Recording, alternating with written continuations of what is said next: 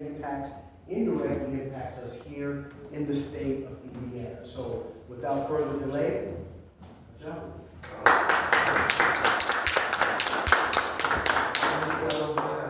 Just keep my seat because I'm trying to document this. You got to go to the school. Because I want to spread it as wide as it can be spread. And I actually wrote a paper concerning this topic, but instead of reading it, I just want to talk to you. I mean, I don't refer to it, but I just want to talk to you. Because when you talk about the topic, and first of all, let me thank you, Tracy. Yeah, Tracy was good. But the people that are organizing for part of the organization, let me thank you. And especially Tracy, who interacted with me and gave me the invitation to come here to address you. And she gave me the topic of the impact that the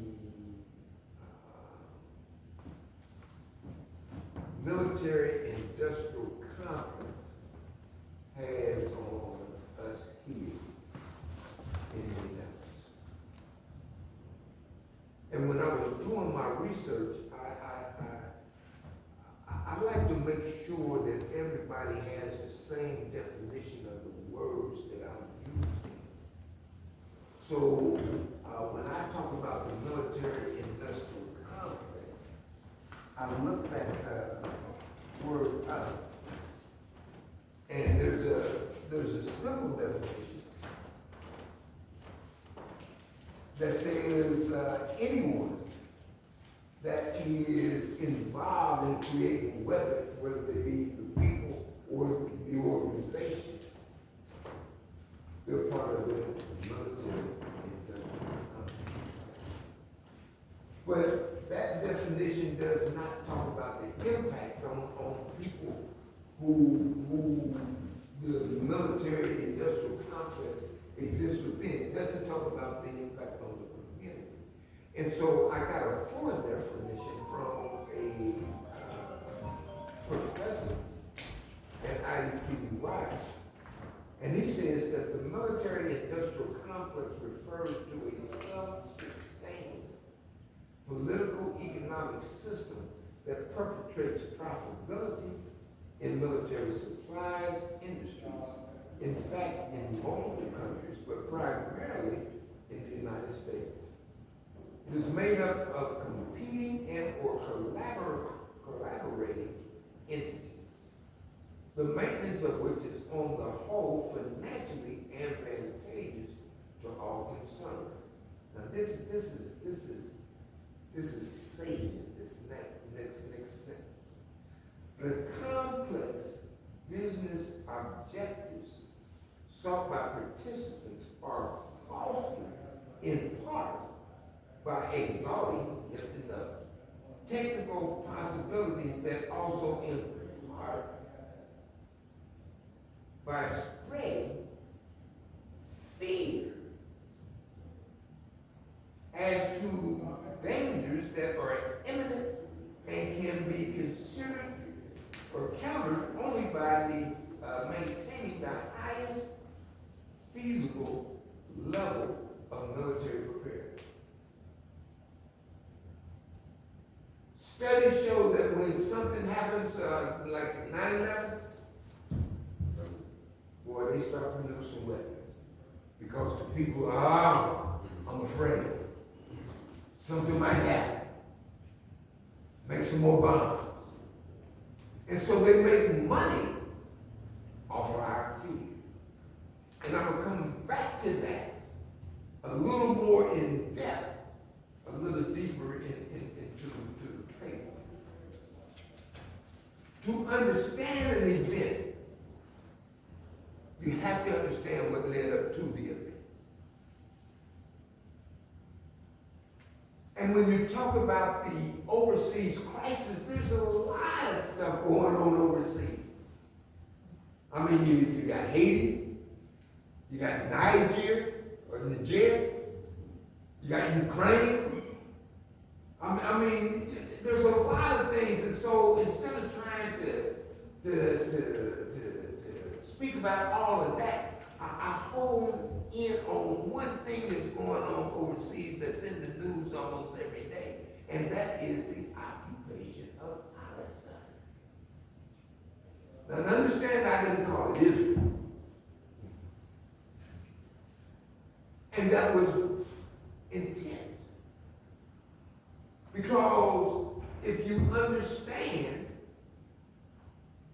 how it became Israel, then you understand that some European people that was a sect that didn't have any land and they was trying to exist in other people's land.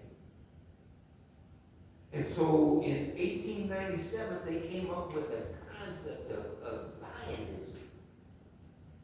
And that concept of Zionism says, okay, we're going to call ourselves Jews. And our goal is to be able to establish ourselves in Palestine. And in order to do that, we're just going to go over there and take us some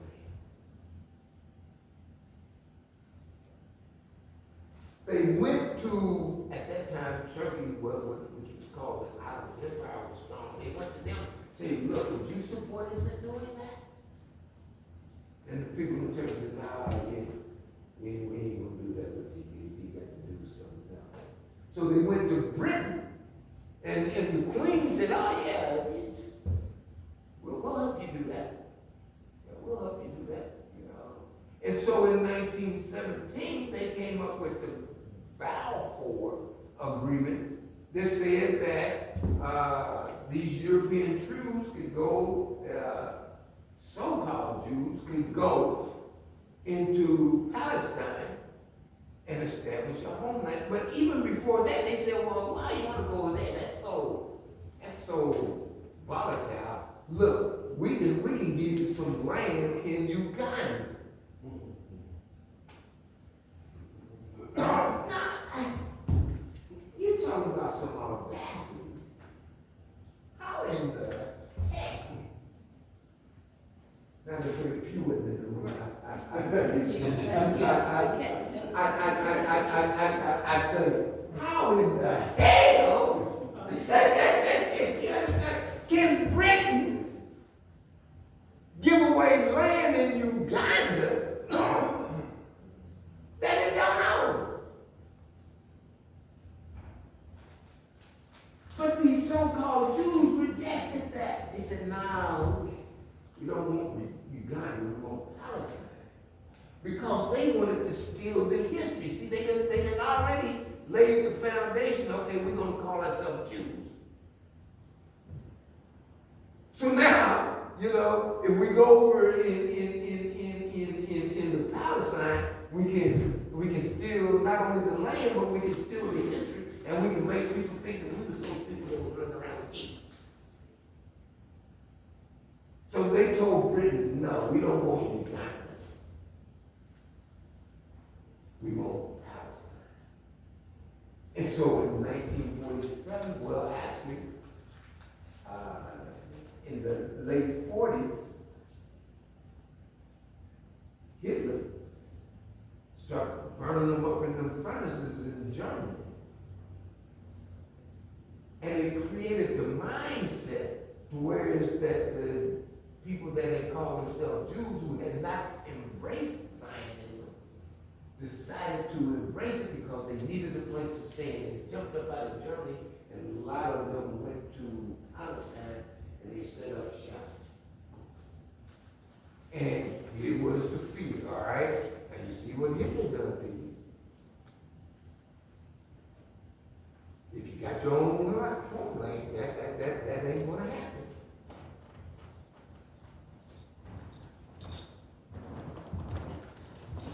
I don't know that. Now this is tough for some people now. This is tough. Yeah, I mean, it's tough. Because sometimes the truth just ain't, it ain't, you know, especially if you're trying to perpetrate a lie. But I didn't come in here, I didn't come, you know, I'm not running a popularity contest. I'm a black man. I'm a radical. I'm a revolutionary. And I'm sick of this stuff. And if the sister wasn't in the room, I'm sick of this shit. If you wasn't in the room now. You still getting in there. You see the technique. But do you understand what I'm saying? So now you got people who have concocted an ideology, a movement, got Britain to justify them doing it, and Britain says, okay, it ain't our land, but we'll give it to you, and we'll help you take it. And then went to the United Nations, and then first they came to America and say, okay, will you support us helping them do that? And the U.S. said, oh, yeah, I don't know. Then they went to the UN and they got folks to do it in 1947. So in 1949, they was able to establish the homeland in Palestine. And the neighboring countries started to fight. And they started to fight, and they said to the Palestinians, see, y'all got to fight. And so we're not gonna allow you to come into our countries because you got to fight. You just can't let people come over here and take your land like they don't know how to. And so that's what you see going on right now, that they're trying to make the Genesis October the 7th. But if you don't understand that there was a theft of land in 1947, 1949, 48, somewhere down through there, there was a theft. And if you don't understand that there was a theft, then you don't understand that these people are trying to take back that which was stolen from them.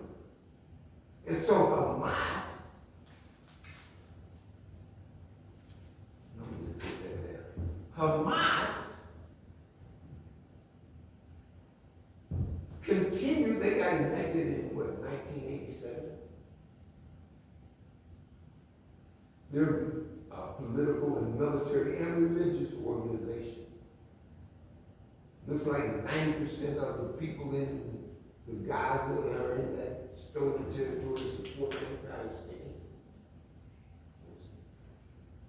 Yeah. And so they said, okay, we're gonna fight. And so a culmination of that fight happened in October the 7th last year. Benjamin Netanyahu and them said, okay,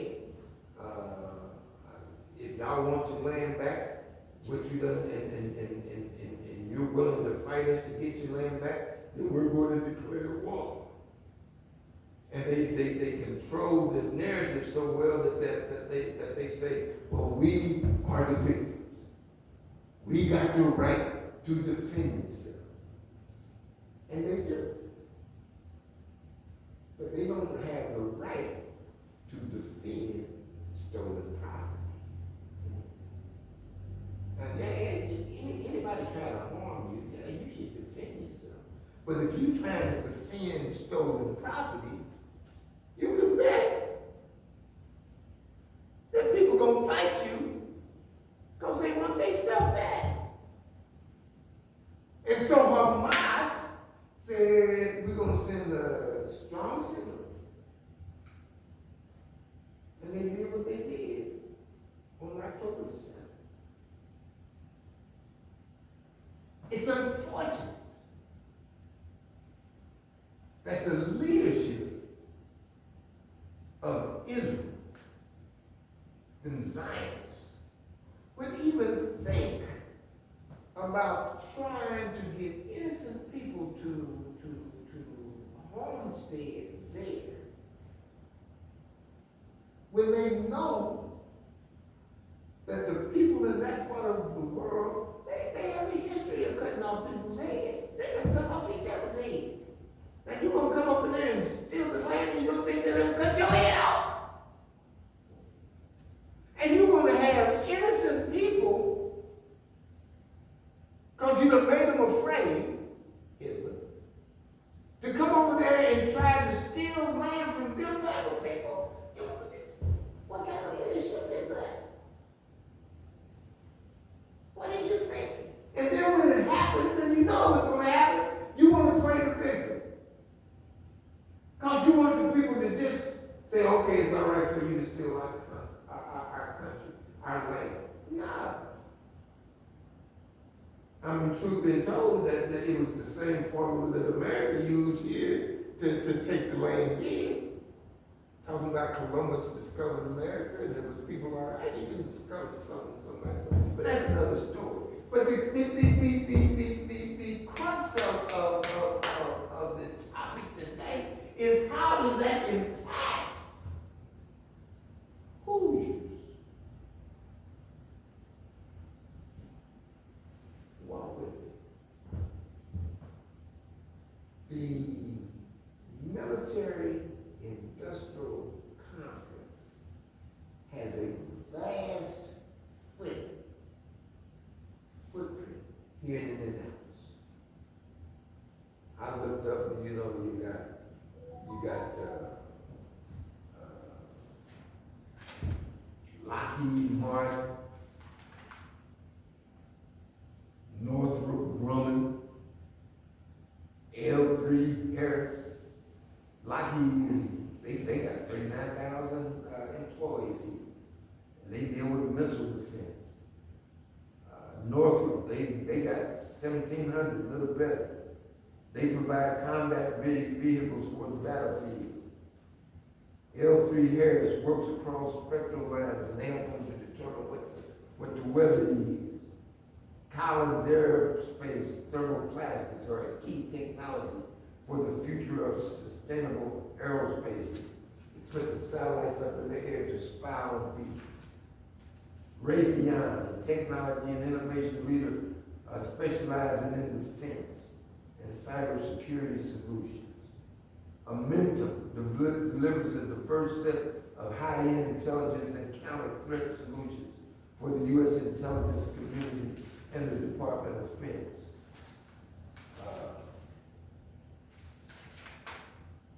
Pratt & Whitney, world leader in design, manufacture, and service of aircraft engines and auxiliary power. And that's just a few of the military industrial complex here in Indianapolis. If there's no more war, then what do those businesses do? What do the people working for them do? Chances of there being no more war is slim, but what happens if somebody works for them and does not support the genocide that's going on over in Palestine? And speak out. And the job comes to them and says, hey, look, speaking out against the war over in Palestine is not good for business. Shut up, or we're going to ask you to settle up and get the hell on out of here. If you weren't in the room, you would say that. I would say it. So, I'm glad you here.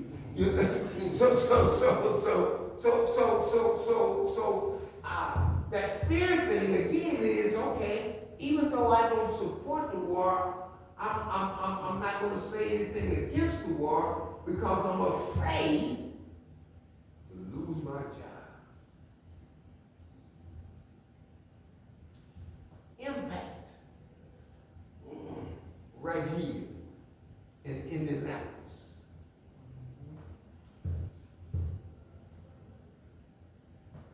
IU just made a decision to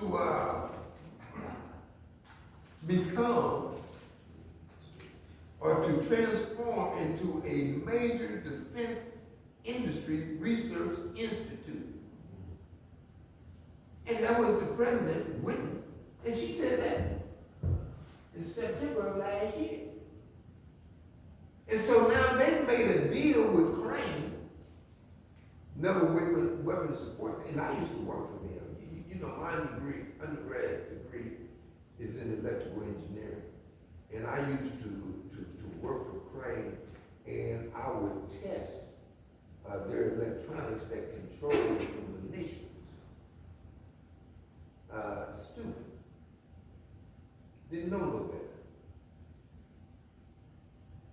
And when I found out, I quit. Because I did not want to be a part of that. I mean, the same thing happened to me in Vietnam. I'm over there fighting. That made a gun hole, boy. I mean, they had me in such a state of mind that when I went to Vietnam, boy, I had to kill me one of those goats, as they had us calling the Vietnamese. And I'm sitting on the perimeter, and there is a Vietnamese man sitting there chewing his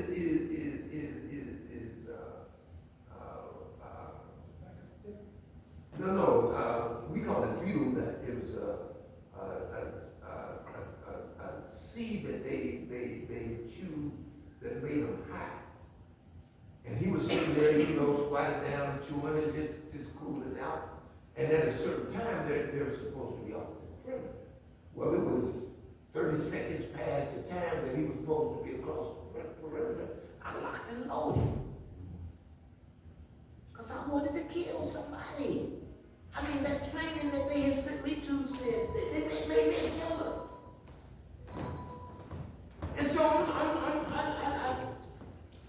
and Shorty from California said, man, what are you doing? I said, man, I'm going to take his cat out. He said, man, you said your butt down. Them folks ain't done that to you. You better sit down and get this joint. So you know what I done? I sat down and hit that joint.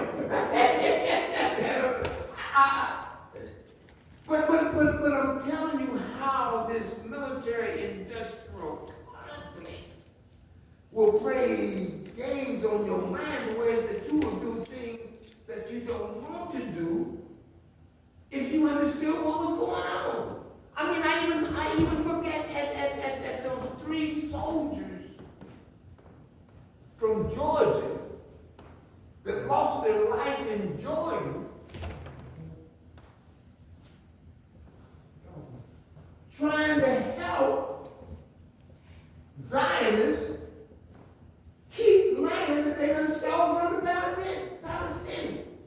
Who would you want your child to die helping a thief?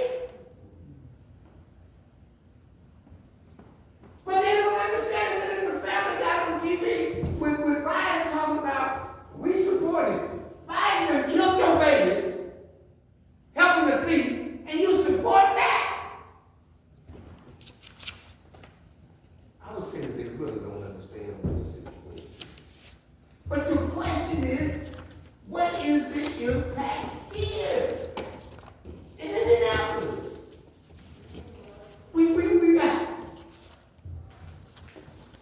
IU becoming a defense contractor now. They done moved away from the humanities and the arts.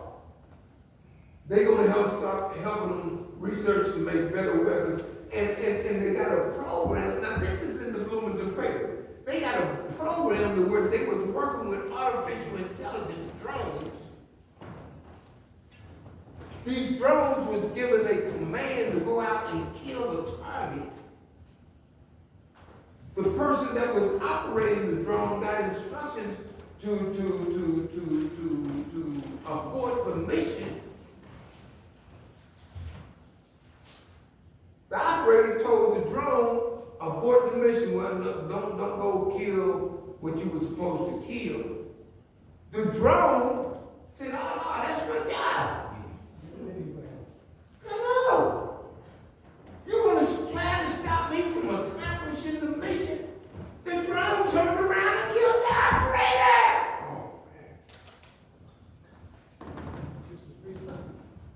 Oh, man. This was, that article was October of last year. In the Bloomington paper. Now the military is denying it. But what happens if they're down there testing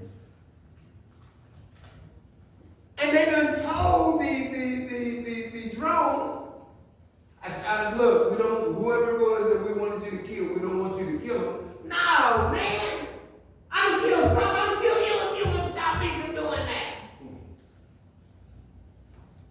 And so I knew.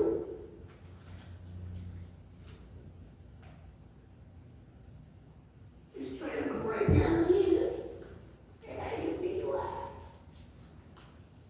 How does the military-industrial complex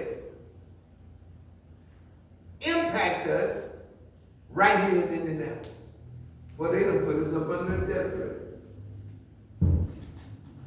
Because now they admit that they cannot really control artificial intelligence in some respects. Last point that I want to make is that it's in education, it's also in policing. The police are buying surplus military weapons and using it on us. On us. Look, now this was in Indianapolis Star.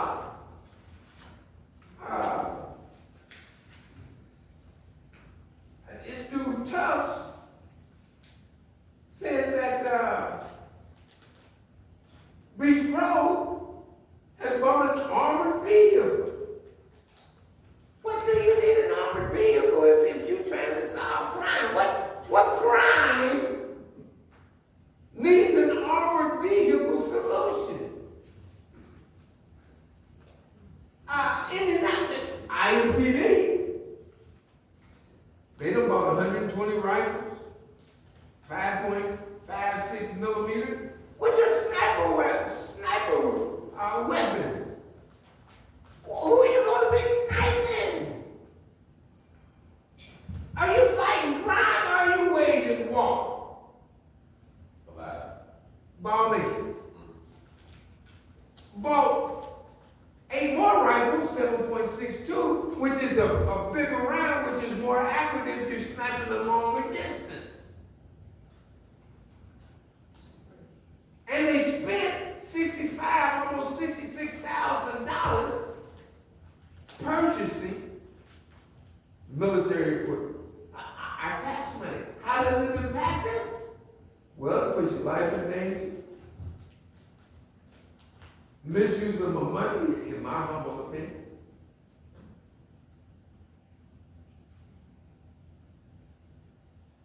It goes even worse.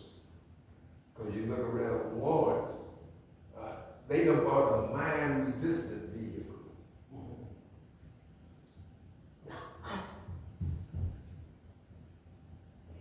People out here putting mines in Washington Street. What are they preparing for?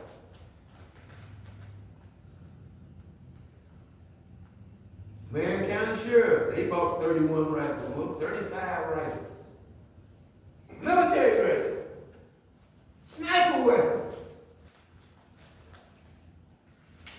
And this really got me. Pike School District. They done bought some weapons. They done bought 8 rifles.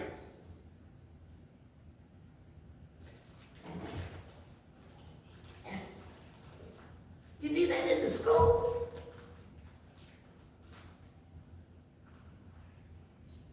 How does the military-industrial complex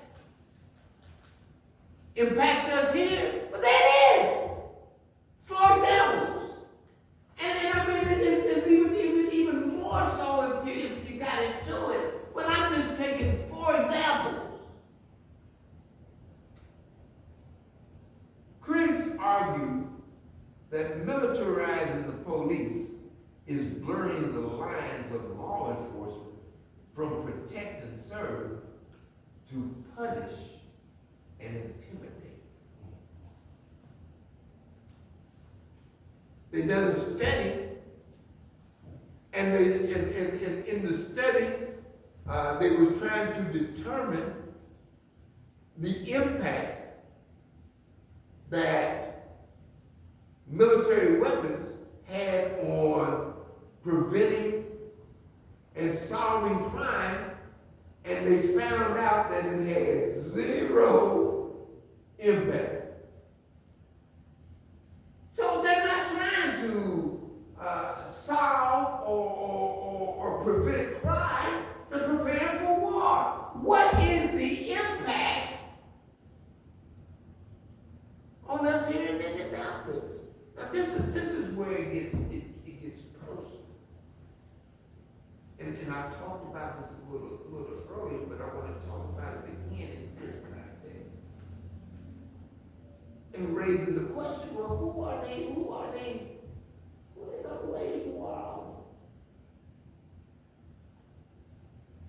I already shared that the last 6 months of last year, Indianapolis Metropolitan Police shot 18 people. 17 of those 18 people were men of African descent. Of those 17 people, men of African descent, the 17 that got shot, 10 were killed. The statistics are clear. The war that's going to be waged is on us.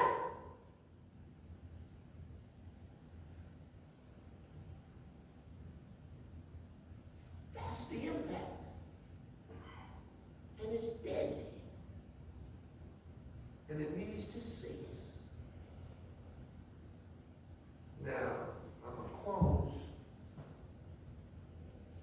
quoting Dr. Cornel West.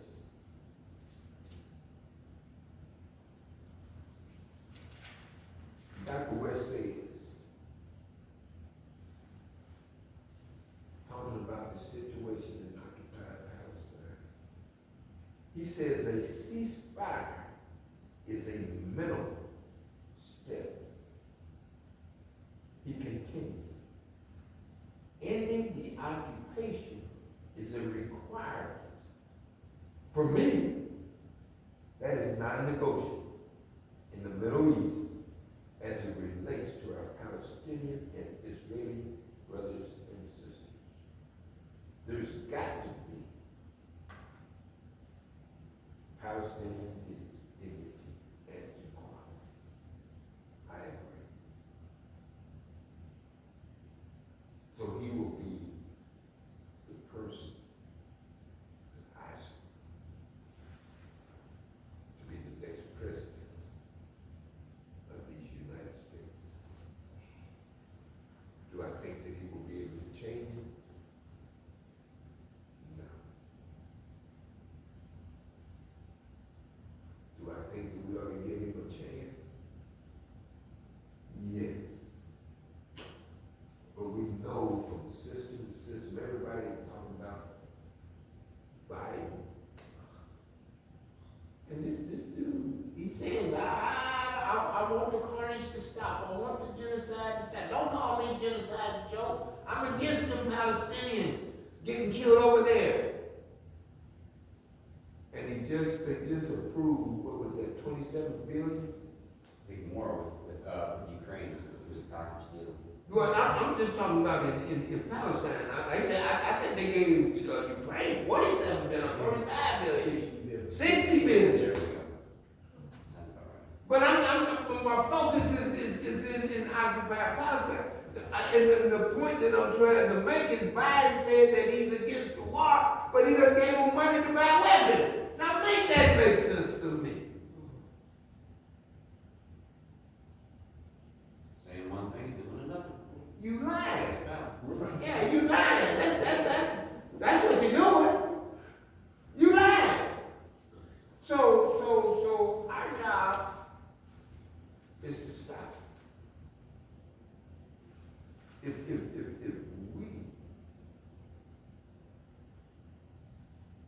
are aware that this crime is going on abroad and right here, our job is to stop it. The only way that we're going to stop it is to get organized. Are you ready? You've been listening to Elder Hoosiers,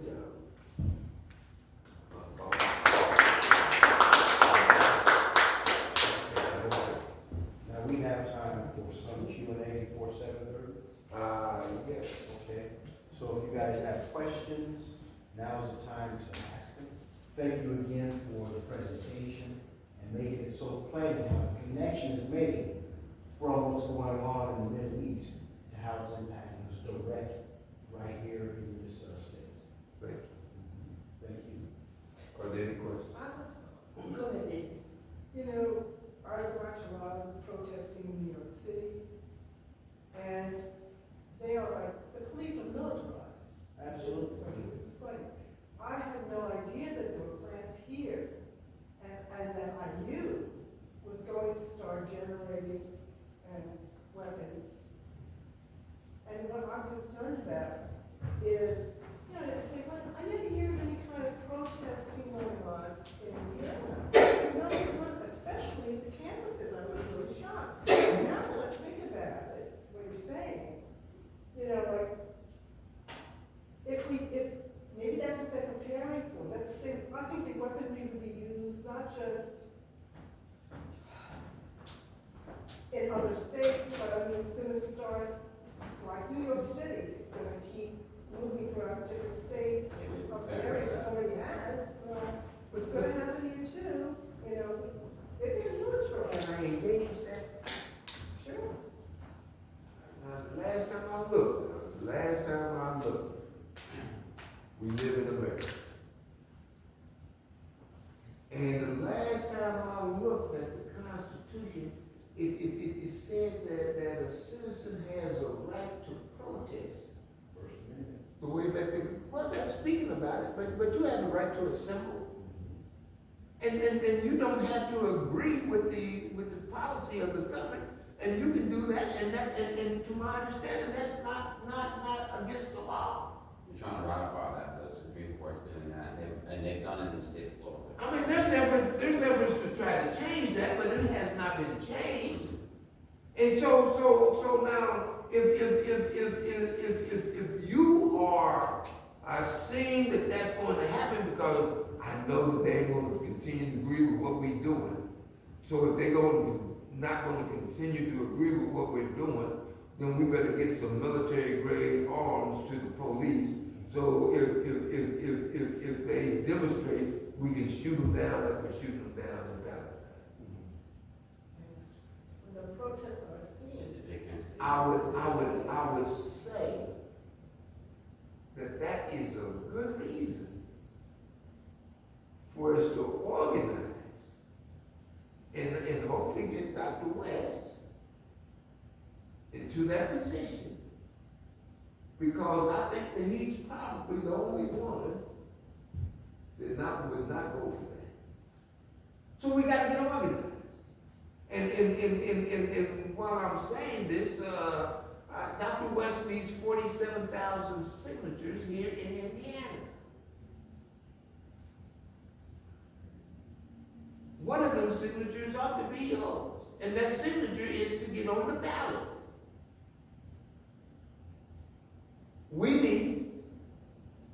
volunteers. And we need young ladies. Oh, I'm 75 years old. These old ladies can't be out there doing that. We need young ladies to get out there and get a signature of registered voters, and if they're not registered, register them on the spot. And we need you. Because if you look up one day and the police with their military grade weapons is at your door trying to harm you and your family, you could have done something about it. And if you don't do it now, don't be howling later. How would they get in touch with the organization? I'll go over that at the end. Okay.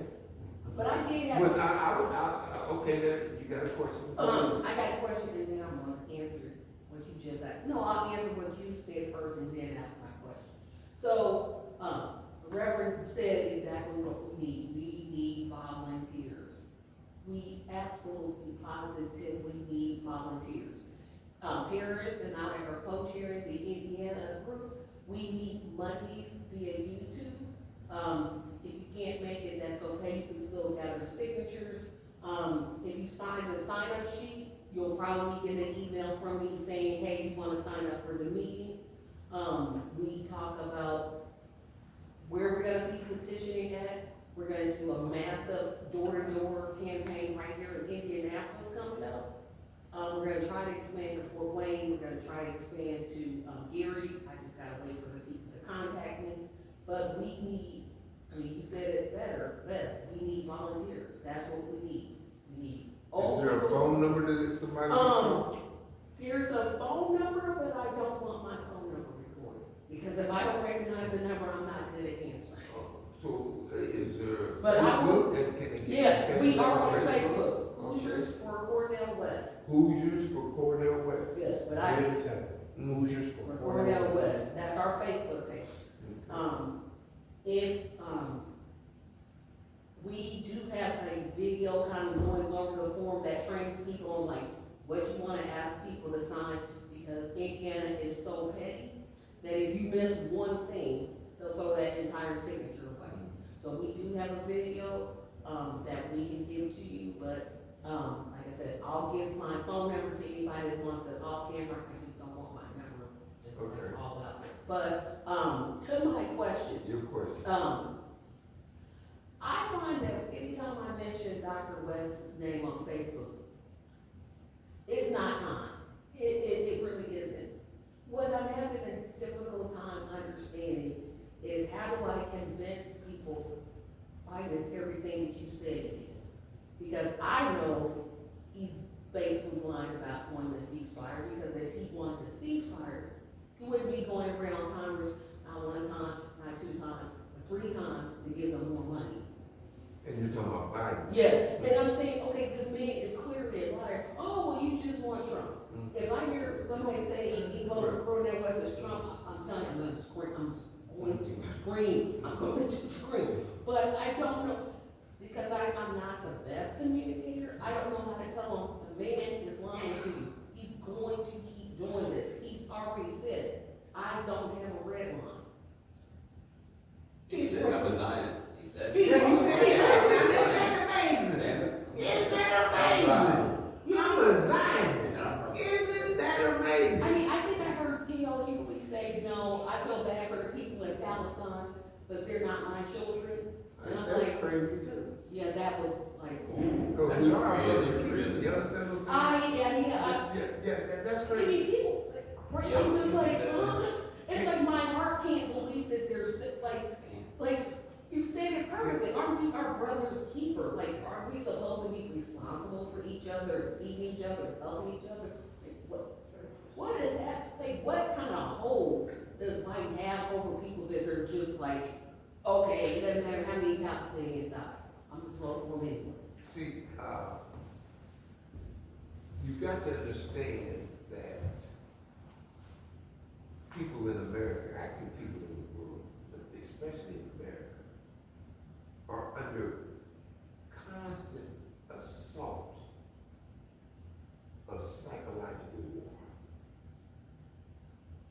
they control, see, your brain is gonna think about that which it comes in contact with. And so they use the TV, the radio, the music, the newspapers to set up this false dichotomy that the only two people that are viable in the race is Biden and the other guy. You understand what I'm saying? Trump and Delaware. Yeah, well, yeah. You know, that's a good way to put it. Yeah, so how do you do it? Like we're doing. We've got to put our own narrative out there. And just like, and I appreciate the compliment that I took a difficult conversation. I made it simple, intentional, so that people could understand it. Because if you understand that those parents, I truly believe, if those parents in Georgia understood that their children got killed in Jordan, helping a thief keep stolen land, I don't think that they would have supported that policy.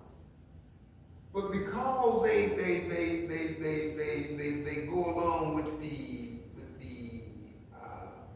media blitz, the American media blitz,